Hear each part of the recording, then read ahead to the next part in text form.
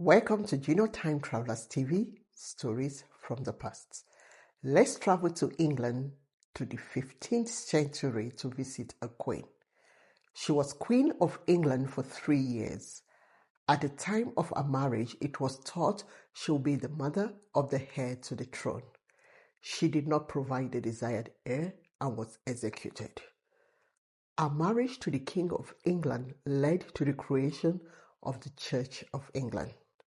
She was the mother to one of England's greatest monarchs, Queen Elizabeth I. Her story is one of love, power, ambition, and tragedy. Who was this queen? Her name was Anne Boleyn, the second wife of Henry VIII, the second Tudor king. And here is the story of Anne Boleyn. Once upon a time in England, there lived a young woman named Anne Boleyn. She was smart, charming, and had a sparkling personality that caught the attention of the king himself, Henry VIII. King Henry was very powerful and wanted a son to become the next Tudor king. Back in the day, only boys were considered as heirs. There had been a few queens who ruled England, but only because there was no other close relatives that could become king. Henry VIII believed Anne would give him this son, the next Tudor king. But they had a problem. At the time, Henry was married to Catherine of Aragon. To marry Anne, Henry sought an annulment of his marriage from Catherine, leading to a significant conflict with the Catholic Church. This conflict ultimately led to the English Reformation and the establishment of the Church of England, with Henry as its head. Anne and Henry fell in love and eventually they got married. This made Anne the Queen of England. But being a queen was not always easy. Anne faced many challenges and had to be very brave. She was also very ambitious and made many enemies who would one day help in her execution. She and Henry had hoped for a son, but they got a daughter instead, a daughter whom they named Elizabeth. She would later become one of England's greatest queens. But what led to the execution of Anne Boleyn? King Henry VIII was desperate for a male heir to secure the Tudor dynasty.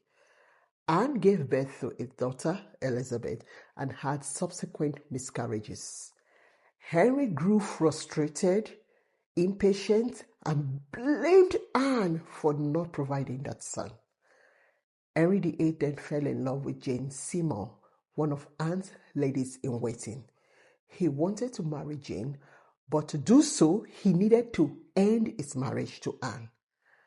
Anne was a key figure in the changes in England at the time, and she had many powerful enemies, including Thomas Cromwell, who saw an opportunity to remove her from power and align themselves with the king.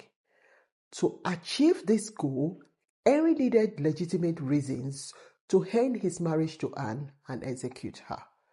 She was accused of adultery, of incest, and trying to overthrow the king.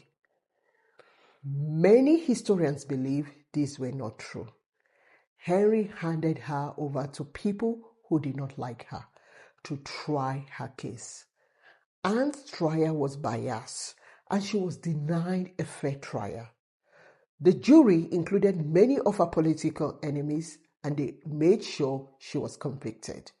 She was sentenced to death, and on May 2nd, 1536, she was beheaded at the Tower of London. However, her daughter, Elizabeth I, who was only 2 at the time of her mother's death, later became one of England's greatest queens. And through her influence, Anne is seen more as a martyr and heroine than any of the other things she was accused of. Her story is one of ambition, of intelligence, and the dangerous nature of power in the Tudor courts.